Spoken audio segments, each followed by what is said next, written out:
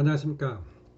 예, 어제 그 7주차 강의 녹화를 어제 다 끝냈습니다만, 그래서 오늘은 좀 여유 있게 아침 일찍이 올리자 이렇게 생각을 하고 막상 올리려고 보니까 컴퓨터가 그냥 에러가 났습니다. 물론 제가 아마 작동을 할 때 뭔가 잘못 뭘 눌렀던 것 같습니다. 그러다 보니까 그 화면이 이상하게 크게 나와갖고 문형이 다 안 나오는 거예요. 잘려갖고 막 나옵니다. 그래서 도저히 그걸 올릴 수가 없고 다시 오늘 좀 늦었지만 녹화를 시작을 하겠습니다. 오늘은 그 예고한 대로 자격증 필기시험 예상 문제를 풀어보는 시간을 갖도록 하겠습니다. 자격증 필기시험은 약 250여 개의 예상 문제 중에서 60문제가 출제가 됩니다. 그 많은 문제를 모두 숙지하면 물론 좋겠습니다만은 뭐 그게 쉬운 일은 아니죠. 그래서 지난 2년 동안 출제된 문제를 갖다가 세세하게 분석한 결과 약 90여 개의 예상 문제가 자주 출제된다는 것을 알았습니다. 그래서 정확히는 88문제인데 이 문제를 오늘 이 시간에 풀어보고 다음 주 그 중간고사 겸 그 바리스타 자격증 필기 시험으로 그 함께 보는 그 문제를 갖다가 대비를 최종적으로 하려고 합니다. 그래서 오늘 설명하는 그런 그 문제가 대개 한 85% 내지 90% 이상이 나올 것으로다가 뭐 예상이 됩니다. 그래서 대개 자격증 그 필기 시험은 60점 이상이면 합격하는 걸로 되어 있습니다. 그러니까 60문제니까 적어도 37개 이상을 맞추게 되면은 통과가 되는 것이죠. 그래서 이 점을 갖다가 여러분들이 잘 생각하시고 좀 남은 기간 동안 열심히 한번 그 복습을 해주기를 바라겠습니다. 우선 그 커피의 기원과 역사에 대한 문제를 풀어보는 것으로 하겠습니다. 1번 커피의 전파에 대한 설명으로 알맞지 않은 것은 이렇게 해갖고 답이 4개가 나와 있는데 여기에는 그러니까 가장 틀리는 문제를 찾는 거죠. 그래서 2번으로 나와 있습니다. 가장 최초의 문헌 기록은 15세기 프랑스의 의학 집성이라는 서적이다. 그래서 언뜻 보면 의학 집성? 이건 커피의 전파에 대해서 처음으로 나왔던 거니까 이게 맞는 거다. 그렇게 되면 다른 그 답을 봐도 다 뭐 맞는 것 같거든요. 그러면 뭐 헷갈리게 되는 거죠. 근데 여기서 이제 이게 어느 면에 함정 문제라고 보여집니다. 그래서 여기 보면 문헌 기록은 15세기가 아니고 10세기죠. 그래서 여기서 또 틀렸죠. 그리고 프랑스가 아니라 아랍이죠. 아랍.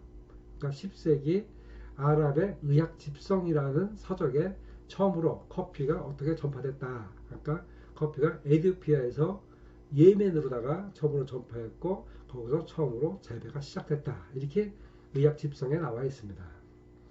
이해가 되시죠? 다음 2번 커피의 전파 순서로 알맞은 것은 이것도 뭐 1번하고 거의 관계가 되어 있는 문제인데 우선 정답은 1번입니다. 그러니까 에디오피아에서 거의 6세기경에 처음으로다가 발견이 됐죠. 그래갖고 처음으로다가 전파된 것이 예멘이고 거기서 처음으로 경작을 했다고 돼 있지 않습니까? 이게 11세기경입니다. 11세기경. 그리고 이 터키 쪽으로다가 한 12세기경에 이 터키로다가 그 전파가 됐죠.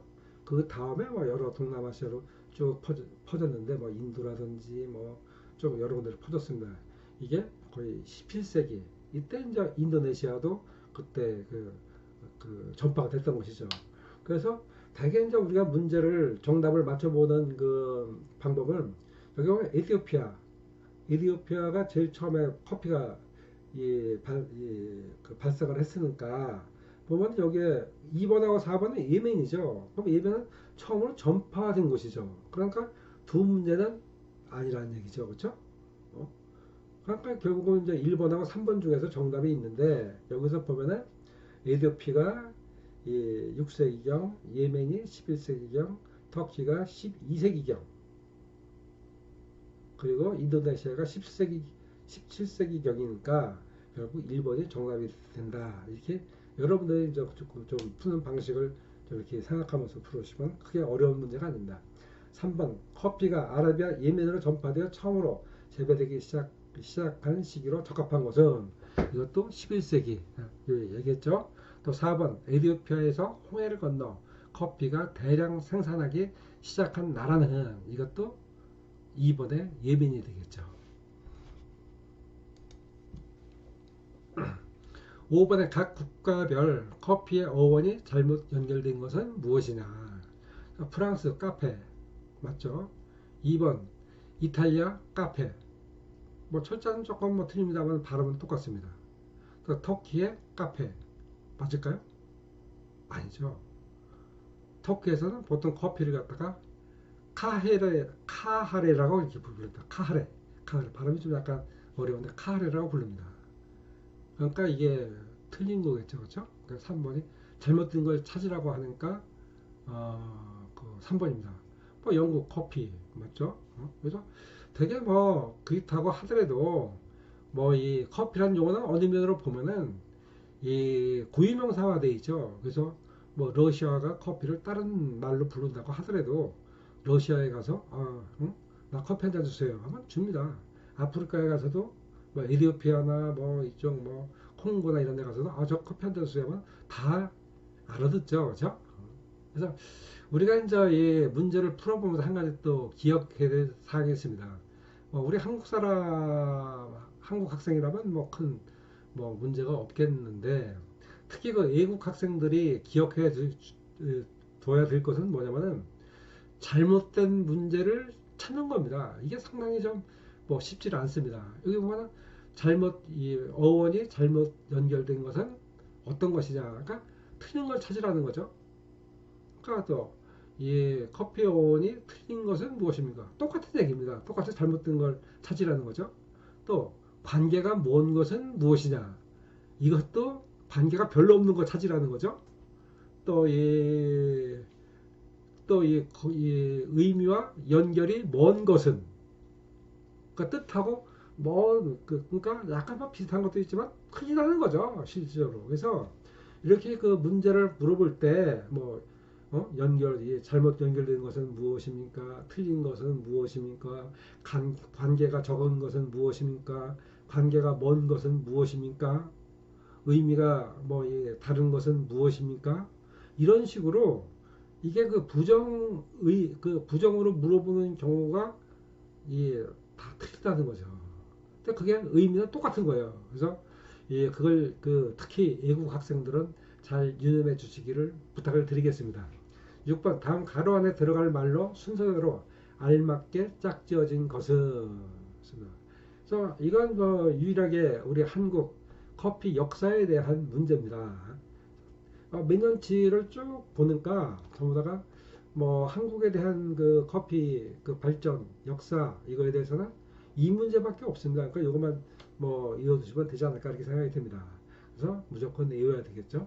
우리나라 커피의 시작은 1890년쯤으로 기록상 커피를 처음 마신 최초의 한국인은 고종이다. 커피는 가베차, 카베라고 한다고 했죠. 저희 커피의 어원이 아마 그게 우리나라로 들어오는 중에 가베차 이렇게 부르게 된 것 같습니다. 그래서 가베차를 기록하고 있으며 1895년 을미사변으로 고종이 러시아 공사관에 피신해 있을 때 러시아 공사 웨비르가 이 고종에게 권하였다고 한다. 이게 이렇게 처음으로 기록으로다가 남아 있습니다. 그러니까 정답은 4번 1890년 고종 이겁니다. 그다음에 7번 커피의 어원이 된 아랍어는 뭐냐? 이건 정답이 1번이죠. 카와입니다. 카와. 그래서 이것도 잘 읽어주시기 바랍니다. 8번 아래에 가로 안에 들어갈 알맞은 것은 옳은 것 찾는 거죠. 실제로 17세기 초 유럽에 소개된 커피는 아라비아의 포도주라고 불리기도 하였는데 영국에서 1650년 이것도 무조건 외워야 됩니다. 이 브런트경이 커피라고 부르는 것이 계기가 됐다 이런 얘기죠. 그러니까 커피라고 부르게 된 것이 원래 카와니 카베니 이렇게 쭉 불렀는데 영국에서 브런트경이 처음으로 커피라고 불렀다. 그래서 그게 커피라는 그 명사가 전 세계적으로 퍼지게 됐다. 이렇게 여러분들이 이해를 하시면 되겠습니다. 다음 9번. 다음 커피 금지령에 대한 설명 중 발언에 들어갈 말이 순서대로 바르게 짝지어진 것은 이렇게 또 물었습니다. 이것도 무조건 외워야 되는 문제입니다. 이건 뭐 1번이 정답입니다. 1번이 1511년 메카의 엄격한 통치자였던 카이르 베이는 사람들의 커피 소비를 최초로 금지시켰다. 그러니까 최초로 커피가 몸에 해로우니까 마시지 말아라 이렇게 한 사람이 1511년에 카이르 베이였다고 이렇게 얘기를 하고 있습니다. 물론 이 금지 기간이 오래 지속되지를 못했습니다. 뭐 짧은 시간인데 어쨌든 그 메카의 엄격한 통치자 이 사람이 커피를 처음으로 마시지 못하게 했다. 이렇게 여러분들이 이해하면 되겠습니다. 10번. 다음 커피의 역사에 대한 설명 중 가론에 들어갈 말의 순서대로 바르게 짝지어진 것은 이것도 무조건 외워야 되겠죠. 이건 정답이 1번입니다. 1718년 네덜란드는 커피 묘목을 남아프리카의 북동쪽 해안에 있는 네덜란드의 식민지 수리남으로 가져갔다. 이게 정답이 되겠습니다. 그래서 이것도 무조건 익힐 수밖에 없습니다. 또 11번. 다음 커피의 역사에 대한 설명 중 가론에 들어갈 말로 알맞은 것은 뭐냐 이거죠. 그래서 이것은 프랑스 혁명 당시에는 개혁 정치인들의 집합 장소였고 루소, 발자크, 빅토르 위고 유명한 소설가들 시인들 그렇죠. 유명 작가와 예술인들이 즐겨 모였던 1686년에 물년 프랑스 최초의 카페는 그건 정답이 1번이죠. 프로코프입니다. 그래서 프로코프는 지금도 파리에서 지금도 운영을 하고 있습니다. 그러니까 세계 최초로 그러니까 파리에서 최초로다가 세운 그 커피숍이 지금까지 운영한다고 하니까 이게 몇 년 됐습니까? 거의 300년이 넘었네요. 그렇죠? 그래서 지금도 그 프랑스의 아니시엔 코레디가 그게 주소죠. 코레디 그 가에 현재도 영업을 하고 있다고 하는데 이 커피숍을 처음 문을 연 사람은 이태리 요리사 프란체스코 프로코피오입니다. 그래서 그 사람의 이름을 따서 프로코프라고 이렇게 지었다고 얘기를 합니다. 또 12번. 터키 사람들이 커피를 조리하는 기구를 무엇이라고 부르는가? 이건 3번의 이브릭이죠. 이브릭이 차주전자 같이 생긴 겁니다. 이브릭. 포트죠. 포트. 기억하시면 되고. 다음 13번. 브라질에서 발견된 티피카. 티피카는 아라비카 종의 한 품종이죠. 그래서 가장 많이 어느 면을 보면은 우리가 그 커피 품종으로 사용을 하고 있습니다. 그런데 그 티피카의 돌연 변이종으로 일명 코키리빈이라고 칭하는 품목은 무엇이냐? 이건 1번의 마라고지페입니다. 이것도 무조건 외워두셔야 됩니다. 자, 코키리빈, 마라고지페 이렇게 생각하시면 됩니다. 또 14번. 아라비카 커피 나무의 생육 조건과 거리가 먼 것은 이것도 틀린 거 찾으라는 거죠.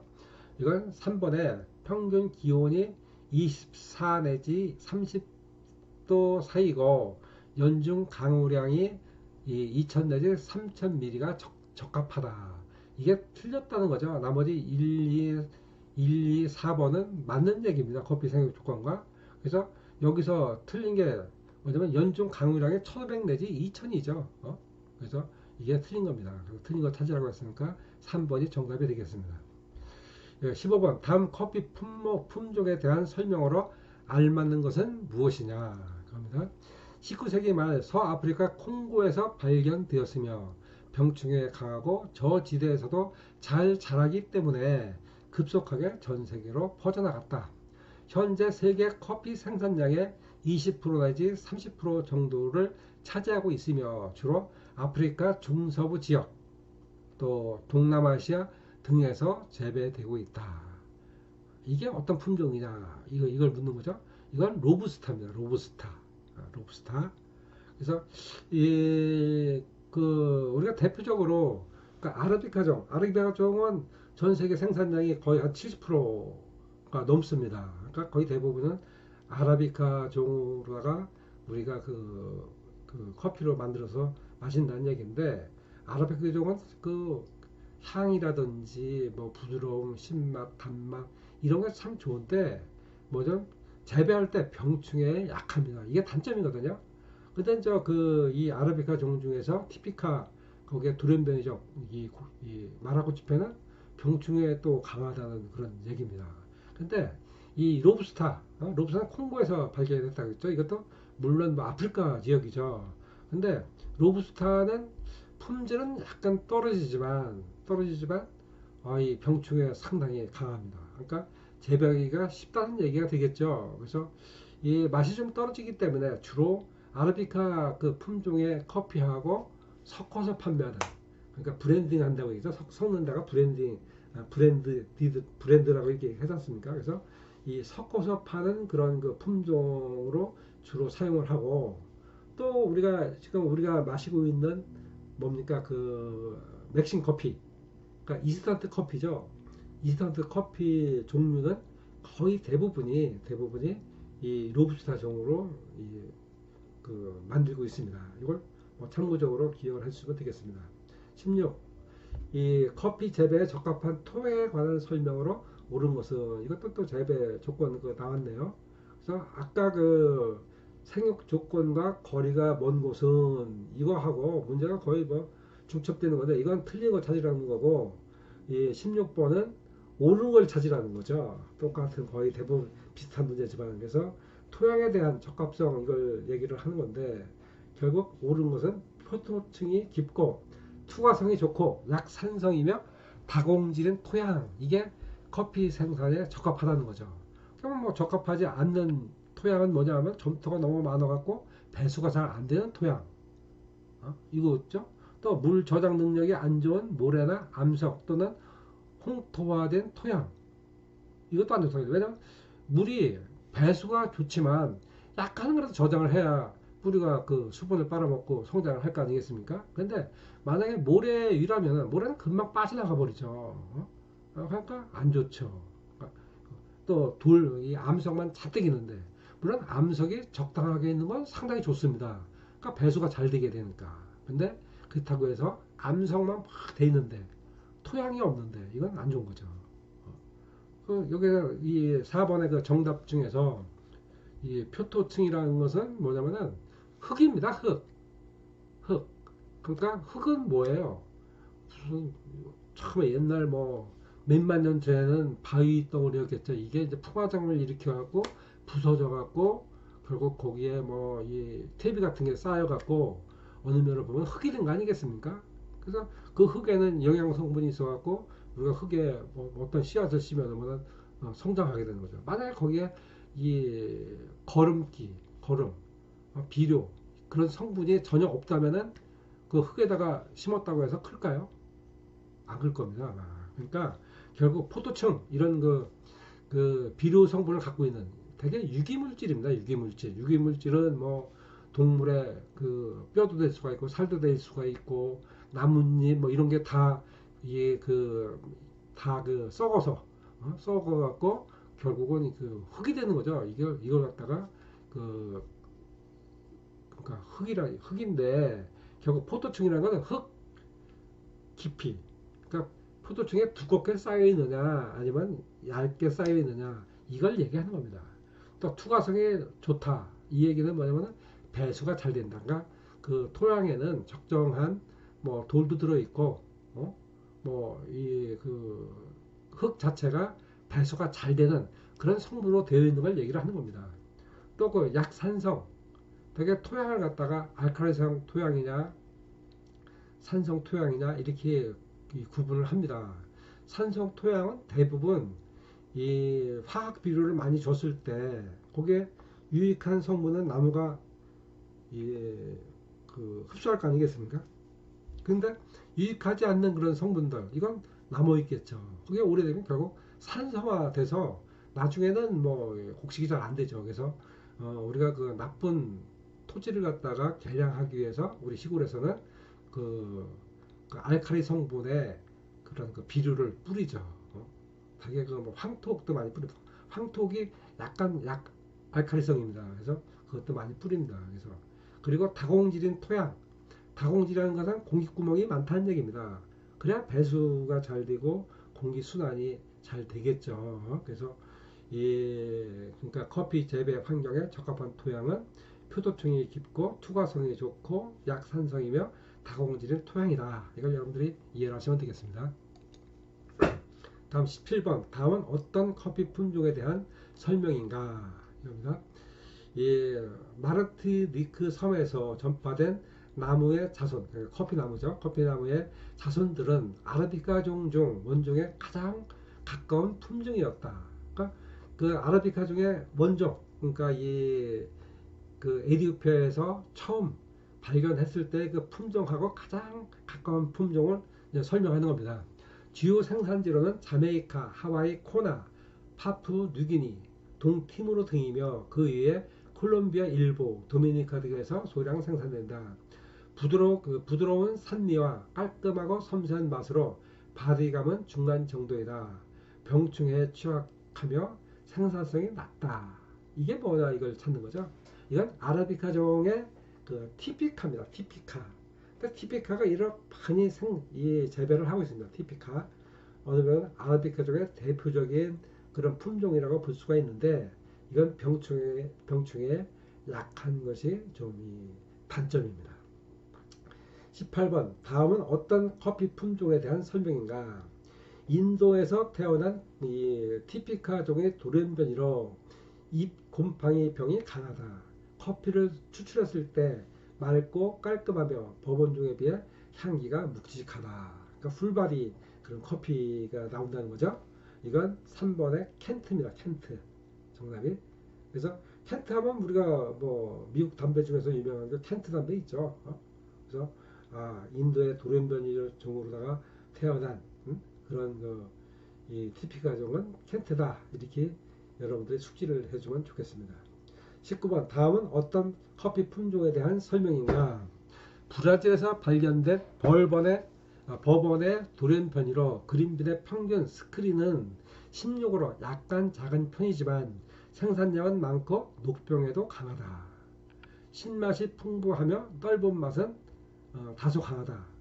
뭐 이렇게 돼 있습니다. 그러니까 결국 어느 면으로 보면은 상당히 좋은 거네요. 그러니까 뭐 이런 거 아라비카 종이지만 그래도 이 녹병에 강하고 신맛도 풍부하면서 떫은 맛도 있는 그런 커피 품종이죠. 그리고 스크린 16 사이즈 하면은 그래서 상당히 큰 우량 품종입니다. 그래서 뭐 스크린 박스가 이 밑에 여기 사진을 해놨죠. 이렇게 하고 망으로 이렇게 밑바닥이 되어 있는데 대부분 이 8 그 스크린서부터 20 스크린 이렇게 있습니다. 그러니까 숫자가 높아갈수록 망이 좀 이 구멍이 넓은 거죠. 그러니까 우선 제일 처음에 그 8 그 스크린 그 사이즈의 그 박스로다가 커피를 갖다가 거기다 부어갖고 막 흔들면은 스크린 사이즈 8보다 작은 거 다 떨어지겠죠. 이건 상품성이 별로 없습니다. 그러니까 가정에서 뭐 가정용으로다가 뭐 마신다든지 이렇게 하는 건데 그러고 나서 이 8 스크린 이상만 그 상품화가 되는 겁니다. 그래서 크면 클수록 뭐 좋은 등급을 받아갖고 비싼 값에 판매를 할 수가 있겠죠.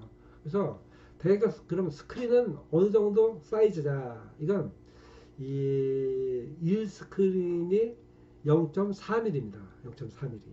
그러니까 16이면 얼마 정도 되겠습니까? 계산해 보면 6.4mm 정도. 그러니까 꽤 큽니다. 근데 이제 이 그 커피를 갖다가 이런 크기를 재는 건 뭐냐면은 길이를 재는 게 아니죠. 두께를 재는 거야. 두께. 그러니까 이렇게 갸름하게 생겨서만 옆에 사이즈. 그러니까 구멍을 갖다가 여러 사이즈를 해갖고 뭐 작은 데는 그 구멍보다 더 작은 게 떨어져 나갈 거 아니겠습니까? 그래서 이런 뭐8 스크린에다가 걸러낸 걸 갖다가 다시 뭐 12 스크린 사이즈로다가 다시 걸른다든지 이렇게 해갖고 이런 그 사이즈 크기를 갖다가 구분해서 품종을 갖다가 결정을 등급을 갖다가 결정을 하는 거겠죠. 그렇죠? 이해가 되십니까?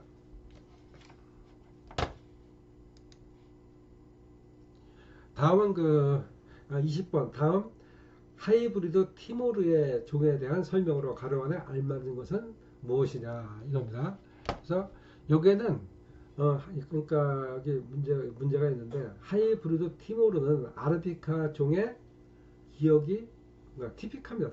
티피카 계열과 로부스타 종의 에릭터 계열이 자연 교배된 독특한 품종이다. 이게 이게 이제 하이브리드 티모르라는 품종이죠. 그래서 이것도 지금 현재 보면은 무조건 외워둘 수밖에 없습니다. 이런 부분은. 21번 다음 이 카티모르 종에 대한 설명으로 가로 안에 알맞은 것은 뭐냐. 이건 정답이 2번에 티모르 카투라 이렇게 되어 있는데 한번 읽어보겠습니다. 본문을.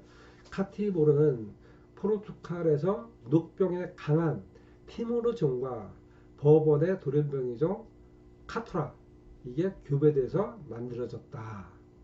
그게 이제 카티모르라는 품종이라는 얘기가 되겠죠. 그래서 또 잘 좀 숙지해 주기 바랍니다.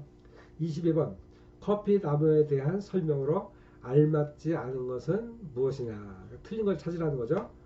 정답이 1번 단연생 애떡잎식물로 꼭두선이과이다. 그래서 여러분 꼭두선이과라는 얘기 들어본 적이 있죠. 그러니까 커피 나무는 꼭두선이과야. 맞는 답이겠네. 그럼 뭐가 틀릴까? 그럼 판단이 잘 안 되죠. 근데 여기 요것도 함정 문제입니다. 여기 단연생 맞습니다. 커피 단연생입니다. 애떡잎식물은 잎사귀가 가지가 있으면 잎사귀가 하나씩 나왔다든가 하나 나오고 위에 올라가 사다리 모양꼴로다가 사다리 모양꼴로 위에 또 하나 나오고 또 위에 하나 나오고 이렇게 되는데 원래 그 커피는 쌍떡잎 식물이죠. 저희 애떡잎 식물이 아니고 쌍떡잎 식물 양쪽으로 같이 나오는 겁니다. 이렇게 두 개씩 나무 가지가 있으면 이쪽에 하나 이쪽에 같은 높이에서 이렇게 쌍이죠. 응? 그래서 쌍떡잎 식물이다. 요걸 갖다가 여러분들 더 이해를 해주기 바랍니다.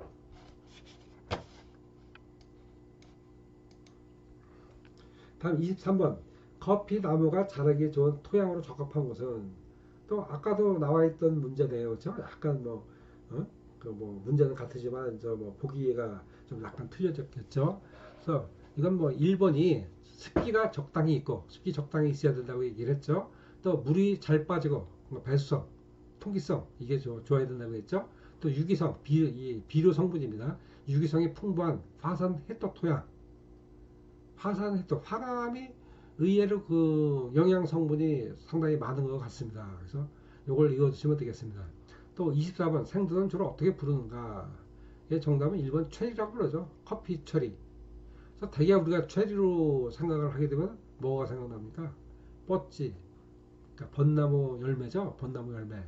그래서 물론 우리 주변에 있는 벚나무에서는 열매가 거의 안 들죠. 가끔마다 있습니다. 아마 한 100나무 중에 한 개 정도 있을 겁니다. 그래서 요만한 크지 않아요. 새카만 열매가 열립니다. 그래서 그걸 먹어보면 상당히 달아요. 달고 그걸 먹고 나면은 입 주위가 갈색, 그러니까 보라색으로 보이죠. 보라색. 잘 닦이지 않아요. 물론 물로 닦으면 닦아집니다만은. 그래서 우리 어렸을 때는 그 군것질이 때는 간식거리가 없었으니까 이런 뻗지 저기를 상당히 먹었어요. 그래서 이제 오늘 우리가 시중에 있는 체리라고 한다면 뭡니까? 꽤 크죠, 체리. 대개 이제 인도산이 주로 많이 나옵니다, 체리. 그리고 이제 커피 생두도 체리라고 부르지만 되게 이제 커피 체리라고 이렇게 따로 부르죠. 체리 그냥 하면 오얏나무 열매 이걸 갖다가 체리라고 보통 부릅니다. 그래서 일단 여기서 물어보는 건 체리 이게 정답이 되겠습니다. 다음 25번 다음 커피 나무의 성장 과정에 대한 설명으로 가로 안에 알맞는 것은 무엇이냐. 이것도 그냥 외워둬야 되는 문제입니다. 커피 나무는 심어진 지 2년 내지 4년이 지나면 꽃을 피우고 열매가 맺는데 상품화가 가능한 성숙된 열매를 수확하려면 한 5년 정도, 그러니까 묘목을 심은 지 5년 정도가 돼야 상품화가 가능하다고 얘기를 합니다. 그러니까 이 4번이 정답이 되겠죠. 4번 2년 내지 4년 이 정도면 이제 꽃이 피고 열매가 생긴다는 거죠. 그리고 5년 정도 지나야 상품화가 좀 많이 열린다는 얘기죠. 처음에 뭐 몇 개 열려갖고요 그게 뭐 상품화가 되겠습니까? 그러니까 심은 지 한 5년은 기다려야 된다. 이렇게 여러분들이 기억을 해주시면 되겠습니다. 26번 커피 열매 속에는 대부분 두 개의 열매가 들어가 있는데 그런데 씨가 하나밖에 없으며 그 모양이 둥근 형태인 이것을 무엇이라고 하는가? 이건 피베리라고 합니다. 3번 정답이 3번 피베리. 뭐냐면 우리가 여러분 밤송이 한번 봤습니까? 밤송이를 쭉 이렇게 열어보면은 가시로 막 돼 있죠. 그걸 열어보면은 밤알이 3개가 들어있죠. 3개가. 그것도 집에서 주로 많이 먹는 마늘 같은 경우 육종 마늘이라면 그 껍데기 이렇게 쭉 벗기마다 마늘통이 6개로 나눠져 있죠. 그런데 가끔가다가 우리가 보면은 마늘이 한 개로 딱 크게 통마늘이 있습니다. 통마늘. 그리고 아까 그 알밤 밤에도 밤송이에 3개가 들어있어야 정상인데 한 개로만 딱 되어 있어요. 동그랗죠 이게. 근데 커피도 마찬가지입니다. 커피는 보통 그 커피 체리 아래는 커피 빈이 2개가 양쪽으로 이렇게 붙어 있습니다. 2개가 붙어 있는데 이건 하나밖에 없다는 거예요. 그러니까 좀 크겠죠.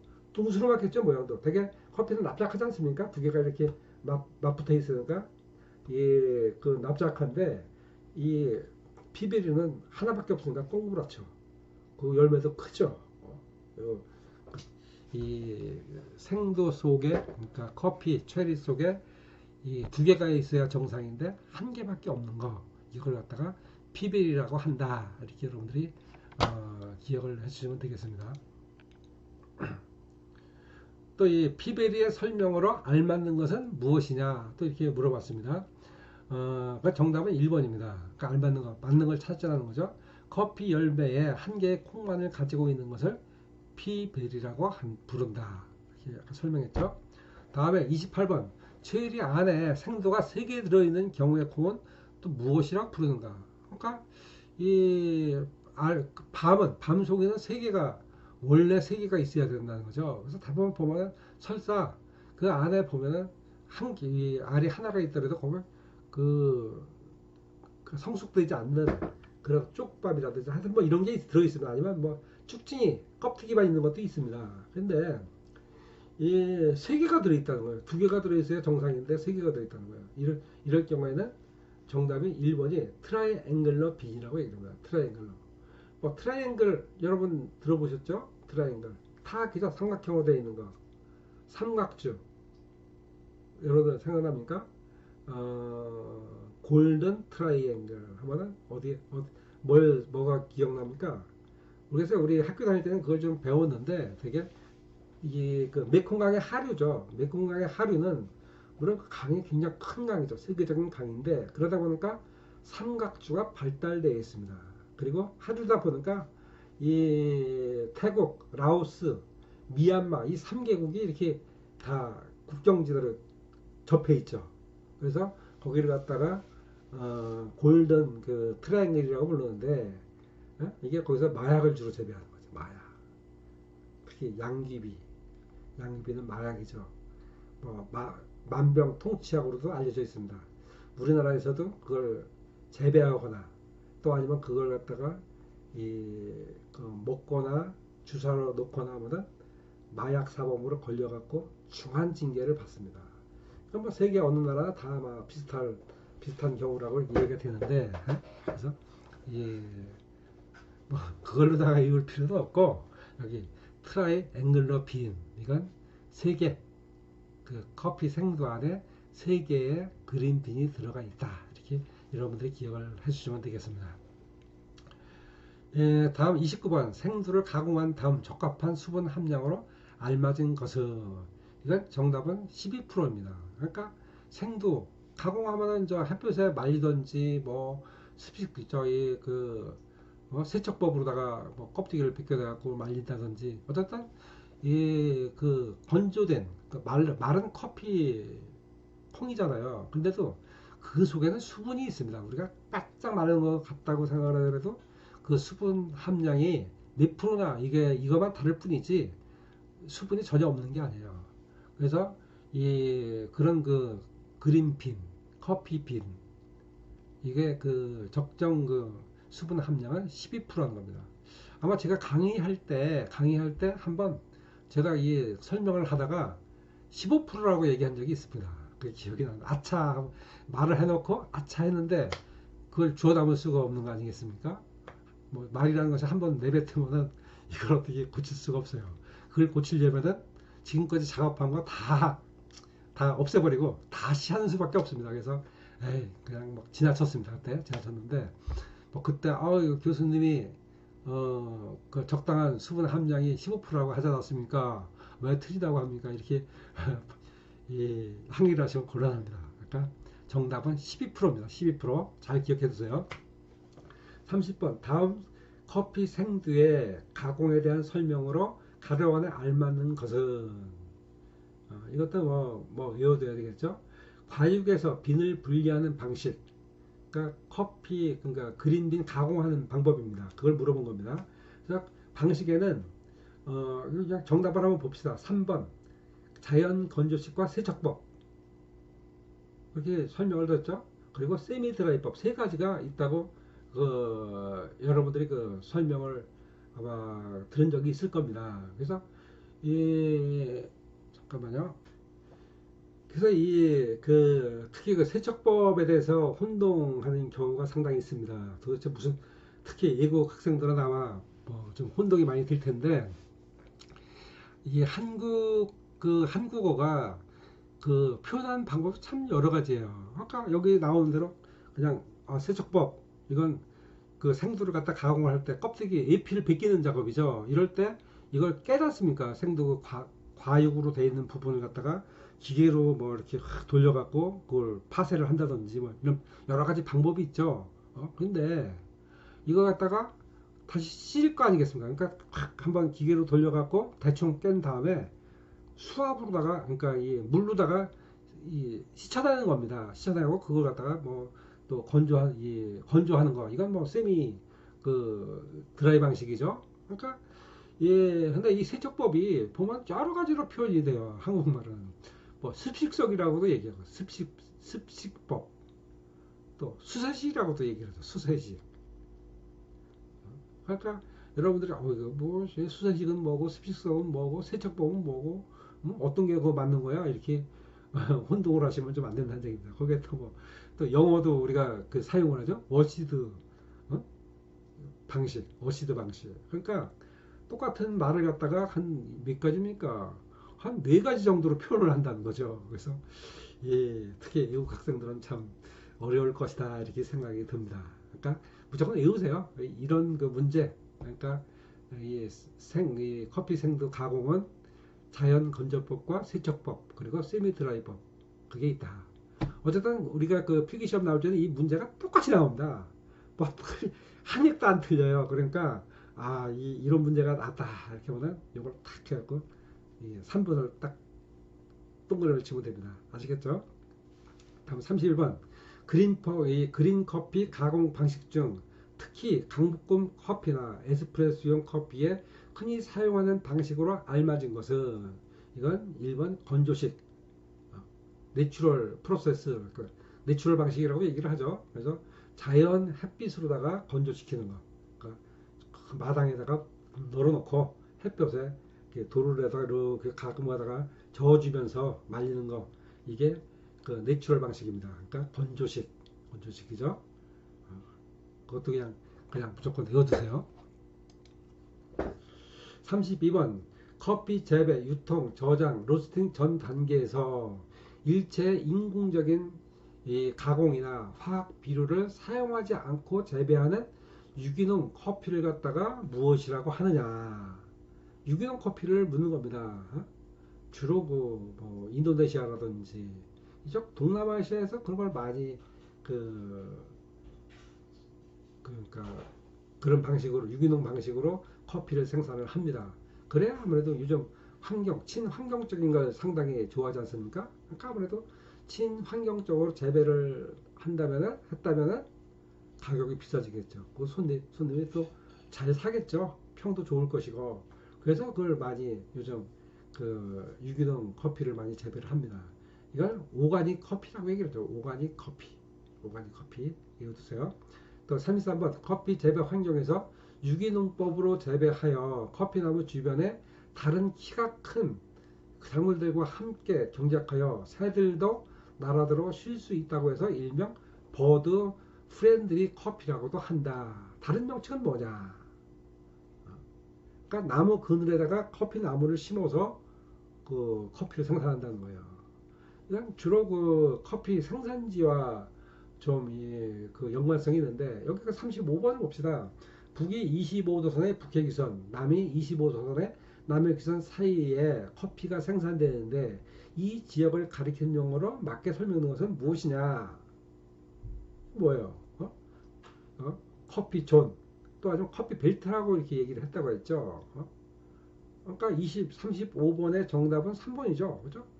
기억하고 디귿이니까 그러니까 커피 존, 커피 벨트라고 부르는데 결국 어느 면을 보면 커피를 재배하는 지역은 열대 지방이라는 겁니다. 적도를 중심으로 해갖고 이 북이 25도 선, 남이 25도 선, 남유기선 이 사이에가 커피 벨트라고 이렇게 얘기를 하죠. 그러니까 그래서 되게 이 뜨거운 날씨에 커피가 재배가 잘 되는 것으로 뭐 알고 있는데 근데 너무 햇볕이 뜨겁게 내린다.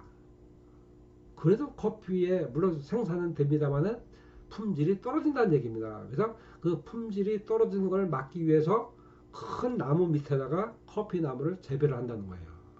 그게 여기서 33번에 그 문제를 갖다가 묻는 건데 질문을 하는 건데 이건 정답이 2번에 쉐이드 그로운 커피라고 이렇게 얘기를 한답니다. 아까 쉐이드 그로운 커피 또 아니면은 버드 프렌들리 커피 이거죠. 이것도 어느 면으로 보면 유기농법 그 일종으로다가 이렇게 그래서 환경을 갖다 중시해 갖고 이렇게 하고 키우는 것이죠. 다음을 보겠습니다. 34번 인도에서 바람이 잘 통하고 습기가 많은 계절에 얼마간 저장해서 독특한 향미가 나도록 숙성시키는 생대 명칭은 뭐냐? 인도에서 부는 바람. 그럼 우리 몬순 바람이라고 우리 뭐 글쎄요. 뭐 초등학교 때 배웠는지 중학교 때 배웠는지 잘 모르겠는데 어쨌든 몬순 바람 이걸 배웠어요. 그러니까 몬순은 습기가 많이 들어 있습니다. 몬순적이가요. 그러니까 거기다가 이 커피 원두를 갖다가 이렇게 건조시키면은 아무래도 막 이 곰팡이 냄새가 나는 모양이에요. 몸에는 뭐 해롭지 않은 그런 곰팡이가 발생하는 모양입니다. 그래서 이런 그 독특한 향을 나타나게 한다는 거죠. 몬순 커피가. 그래서 인도에서는 또 몬순 커피가 상당히 유명합니다. 그래서 인도의 대표적인 커피는 뭐냐? 몬순 커피다. 이렇게 여러분들이 기억하시면 되겠습니다. 35번 아까 했고요. 그다음 36번 다음 커피 산지에 대한 설명으로 가로 안에 알맞는 것은 뭐냐? 이것도 무조건 뭐 문장이니까 외워야 되겠죠. 멕시코는 1790년 부터 커피를 경작하기 시작하였으며 화산지대가 형성되어 있는 남부 지방의 비옥한 토양에서만 커피가 재배되고 있다. 이 멕시코의 끝자락 과테말라 접경 지역의 치아파스주가 생산량이 가장 많은데 유기농 커피로 유명한 무엇이 있다. 파타출라죠. 파타출라. 그래서 정답은 2번 1790년 파타출라 이게 되겠습니다. 37번 보기에서 설명하는 커피 생산국은 어디냐? 나라를 찾는 거예요. 첫째, 화산재 토양에서 고급 커피를 생산하는 나라로 유명하다. 두 번째, 스모크 커피의 대명사인 안티구아 커피를 생산한다. 스모크 커피, 이것도 안개 커피라는 얘기입니다. 커피가 품질이 좋은다면 안개가 많이 낀 지역을 좋아한다는 거예요.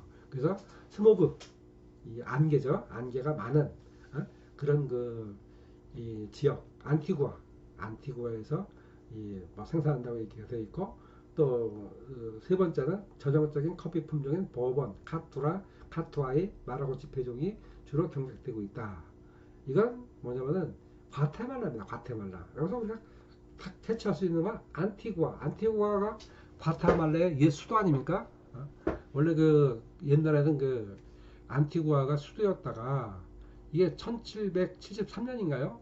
이때 화산이 크게 일어났습니다. 그래서 그 수도가 거의 뭐 황폐가 됐어요. 파괴가 다 돼버린 거죠. 그래갖고 뭐 파괴된 그 지역을 갖다가 다시 재건하는 것보다는 아예 새로운 지역에서 수도를 맺는 게 좋겠다 해갖고 지금 과테말라 시티, 여기가 수도죠.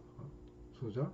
그러니까 결국은 뭐 나라를 찾는 거, 나라를 찾으라고 한다면 안티구아는 과테말라에 있으니까 그뭐 쉽게 문제를 갖다가 찾을 수가 있습니다. 또 38번 중앙 아메리카의 벼룩이라고 불리는 작은 나라이지만 비옥한 화산지대와 균일한 강우량으로 커피 재배에서 천혜의 자연 환경을 갖추고 있는 나라는 뭐냐? 이는 엘살바도르입니다. 엘살바도르. 파나마 옆에 있죠. 엘살바도르. 그래서 뭐 어떻게 또 생각해보면 또 파나마 이거하고도 혼동되는 경우가 있는데 엘살바도르입니다. 그러니까 벼룩. 중앙 아메리카의 벼룩. 아주 작다는 얘기죠. 저 표현이 좀 엘살바도르 사람들 듣기에는 좀 거북스러운 그런 별칭이 아닌가 이렇게 생각이 됩니다. 39번 커피 생산국가와 산지가 잘못 연결된 것은 뭐냐? 이것도 참 산지하고 이 커피 품종하고 이 저기가 상당히 좀 뭐 쉽지 않은 그런 문제들인데, 브라질 산토스 이건 맞죠? 브라질 산토스 항에서 선적되는 커피들. 그래서 뭐 오늘은 브라질 대표적인 산지가 이런 산토스 주변이니까 그거 맞습니다. 또 그 다음에 콜롬비아, 아르메니아, 아르메니아 하면은 저쪽 저희 아랍 지역에, 그러니까 중동 지역에 있는 뭐 그런 아르메니아 국가로 연상이 약간 들기도 하는데, 이건 콜롬비아의 커피 3대 유명 산지 중에 하나입니다. 그러니까 콜롬비아, 아르메니아, 그럼 맞는 거죠. 또 3번에 코스타리카, 따라주, 이것도 맞는 겁니다. 그러니까 코스타리카 커피 중에서 대표적인 건 타라주입니다. 타라주. 이것도 좀 기억을 해주시기 바라고. 근데 여기 4번 과테말라 여기 딱 보니까 뭐라고 써 있느냐면은 좀 야오코 셀렉트라고 이렇게 돼 있습니다.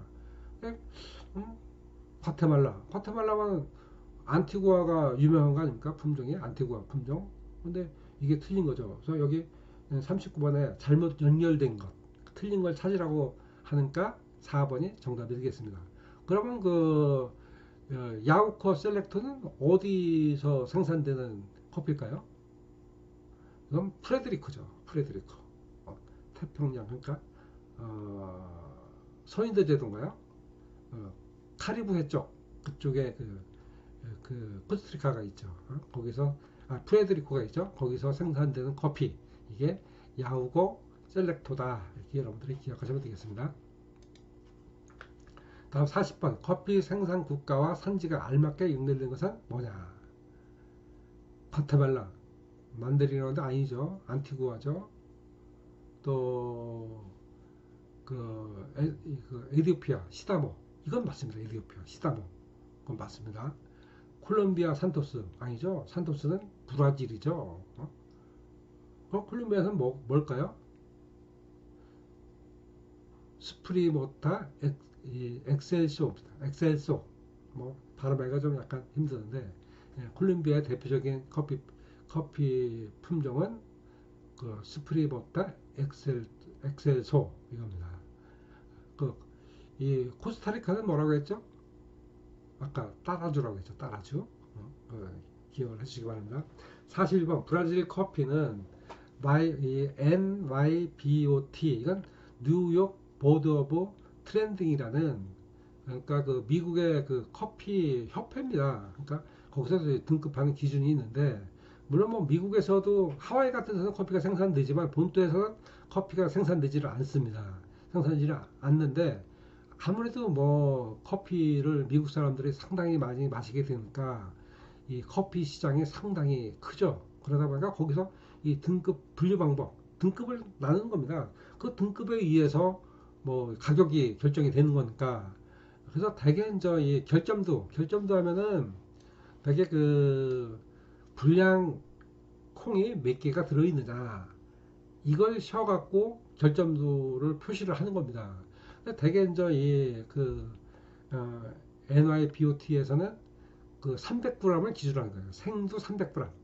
300g을 기준으로 해서 요 300g 내에 하나하나 알갱이를 다 봤더니 여기에 뭐 깨어졌거나 아니면 벌레가 먹었거나 아니면 뭐 색이 제대로다가 뭐 틀리다거나 뭐 이 썩었다거나 뭐 부패했다거나 그러니까 도저히 상품 가치를 떨어뜨리는 그런 그 결격사항에 있는 커피의 그 숫자가 몇 개냐 이걸 얘기하는 거예요. 결점들어가는 게. 근데 이제 미국에서는 300g을 기본으로 한다는 거예요. 일반 뭐 브라질이나 유럽 이런 데서는 다 350g을 기준으로 하고 있습니다.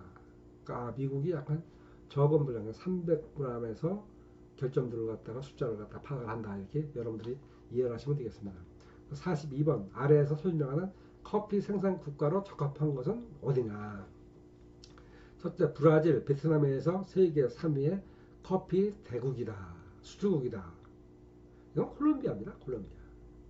그러니까 이 브라질에서 세계 커피 생산을 제일 많이 하고 사실상 뭐 브라질은 우리가 지난번에 시간에 배운 거에 의하면은 평지라고 하셨어요. 대개 이제 커피는 이런 산지 그냥 이 해발 뭐 1000m, 1100m 뭐 적어도 700m 이상에서 뭐 재배를 한다 이렇게 우리가 많이 얘기를 들었는데 브라질은 뭐 거의 평지라고 하지 않습니까? 그 대신에 기계 수확을 해요. 대단히 농장이 많습니다. 그러니까 일일이 뭐 손으로 따서 이렇게는 못합니다. 아프리카는 되게 다 수공업이에요. 일일이 포도 이그 저희 커피 나무에서 익은 그 커피 생수를 다 하나씩 그 골라내죠. 골라낸 경우도 있고 물론 흔들어서 이렇게 떨어진 걸 갖다가 이렇게 모으는 그런 거 방법도 씁니다만은 이런 브라질 같은 경우는 워낙 농장이 크기 때문에 그 기계 수확을 정말 기계로다가 막 하죠. 그래서 거기가 1위고 의외로 베트남 우리 아시아에 있는 베트남이 커피 2대 수출국 생산국입니다. 그 베트남에서 커피를 엄청나게 생산한다는 얘기죠. 그리고 3위가 이 콜롬비아입니다. 콜롬비아. 이것도 좀 기억을 해주시기 바랍니다. 43번 아래에 설명하는 커피 생산국가로 적합한 것은 이것도 생산국 찾는 겁니다. 안데스 산맥이 전 국토의 대부분을 차지하는 남미 3위의 커피 생산국이다. 이게 페루입니다. 페루. 페루인데 2번 정답이 2번 그 페루인데 여기서 각마다 또 혼동돼 이렇게 세계 3위 이건 아까 뭐라 했어요? 콜롬비아라고 했죠. 그죠?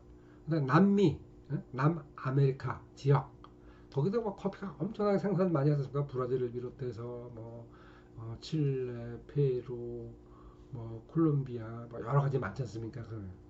뭐 우루과이라든지 거기에 뭐 과테말라 쭉 있는데 그래서 이 페루가 남아메리카 중에서는 3위의 커피 생산국이다 이렇게 하고 또 유기농 커피를 가장 많이 생산하는 국가 중 하나이다. 유기농. 그러니까 비료 같은 거 화학 비료를 주지 않고 이렇게 친환경적으로 키우는 그게 페루입니다. 페루. 그래서 대표적인 커피는 찬차 마요 계곡에서 생산되는 찬차 마요 커피다. 이것도 여러분들이 읽어주시기 바랍니다. 또 44번 베트남의 카페 스오에 대한 설명으로 적합한 것은 무엇이냐. 이건 3번 베트남식 아이스 밀크 커피라고 합니다. 아이스 커피, 아이스 밀크 커피. 그래서 전 아이스 밀크 커피는 먹어본 적이 없어요. 워낙 뭐 저는 아이스 커피보다는 뜨거운 커피를 좋아하기 때문에 뭐 마셔보지는 않았는데 카페스오 이게 베트남식 아이스 밀크 커피라는 겁니다. 밀크 커피 여러분 드셔보셨습니까? 저는 마셔본 적 없습니다. 베트남에 가서도 딴 사람들 그 카페스오라고 해갖고 전 뭐 처음 들어본 용어니까 그래서 뭔가 하고 나 싫다고 그랬더니 딴 사람들 거기 더우니까 날씨가 딴 사람들 그 우유 큰 텀블러 그릇에다가 나와갖고 이제 마시는 걸 봤어요.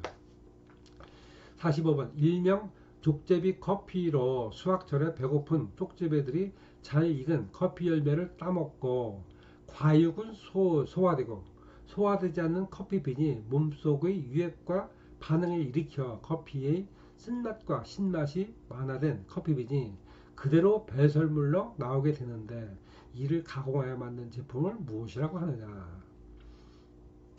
아까 배설물, 그 쪽집의 배설물로다가 만든 커피. 글쎄요. 근데 상당히 유명합니다. 위즐 커피라고 합니다. 위즐 커피. 일본의 위즐 커피. 그래서 보면 동남아에서 이렇게 그 동물들을 이용을 해갖고 이런 이상한 커피를 상당히 많이 만들어냅니다. 뭐 물론 그러니까 이 소화액이 같이 그 저희 그 족저비 그 위즐 커피 같은 경우는요 보면은 거의 커피 빛만 나옵니다. 변이. 그러니까 변이 그 커피 핀만 딱딱 붙어 있어요. 그렇게 나와요. 또 뭡니까 그 인도네시아에서 생산된 거 루아 커피라고 있잖아요. 루아 커피. 루아 커피는 그 사양 고양이가 또 먹습니다. 먹어갖고 변을 내는데 그것도 아예 그냥 변에 그냥 그 커피 콩만 쫙 붙어 있습니다. 이게 이제 루악이라고 보통 얘기를 하죠. 얘기를 하는데 글쎄요, 이 맛이 뭐 독특하다고 합니다. 그리고 아무래도 뭐 희귀성이 있고 약간 또 뭐 좀 뭐라고 할까요? 호기심이 좀 있지 않습니까? 그래서 주로 관광객을 대상으로 판매를 하고 있습니다. 그래서 가장 뭐 동물들을 이용한 그런 그 커피 생산하는 방법 이게 뭐 이쪽 베트남에서는 쪽제비를 이용해서 위즐 커피를 만들어내고 또 이 인도네시아에서는 사양 고양이를 이용해서 루각을 갖다가 생산해내고 또 이 태국 같은 경우는 태국에 코끼리가 많으니까 이 코끼리한테 그 커피 생도 있잖아요. 커피 체리를 갖다가 먹여갖고 블랙 아이보리 또 커피를 갖다 또 생산해낸다고 합니다. 근데 딴 족제비나 이런 그 사양 고양이 같은 경우는 이 커피빈을 마시잖아요. 그 체리를 먹게 되면은 그러니까 그 위에 있는 그러니까 그 과육 같은 건 다 그러니까 소화가 되는 거죠. 그냥 콩만 다 남죠. 콩만 100%가 다 흡수가 돼요. 그러니까 이제 강제로 쪽제비를 잡아다가 우리에다가 넣어놓고 이 거기에 커피 콩만 주는 먹이를 갖다가 딴 거 하나도 안 주고 커피 콩만 주는 거죠. 그럼 걔들이 이 그 만들어내는 그 변은 다 100%다 수확이 되는 거니까. 그래서 보통 뭐 일반 커피보다는 6배가 비싸다고 얘기를 하더라고요. 가장 비싼 게 그 코끼리를 이용해서 만들어내는 블랙 아이보리 커피라는 겁니다. 이건 뭐 이만큼을 주면 그 중에서 커피는 원래 뭐 큰 짐승이기도 하고 소화력이 좋을 거 아니겠습니까? 뭐 하나만 먹으니까.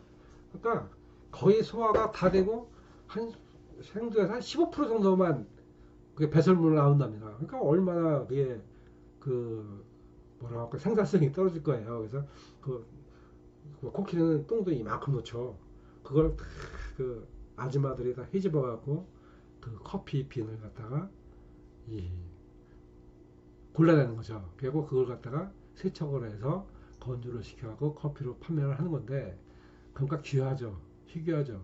그래서 뭐 세계에서 가장 비싼 커피가 블랙 아이보리 커피다 이렇게 얘기도 한답니다. 그래서 한번 뭐 여러분들이 그 베트남이나 이쪽 태국이나 또 이런 그 인도네시아 이런 데 가서 또 거기에 특산품인 그런 거 뭐 위즐 커피라든지 뭐 이 블랙 아이보리 커피라든지 아니면은 루각 커피를 갖다가 한번 마셔보는 것도 우리가 커피를 배우는 그 학생 입장에서 또 의미 있는 일이 아닐까 또 이렇게도 생각을 합니다. 그래서 일단 첫 시간은 이걸로 끝나겠습니다. 다음 두 번째 시간에서 46부서부터 다시 설명을 드리도록 하겠습니다. 예, 잠깐 쉬었다 가겠습니다.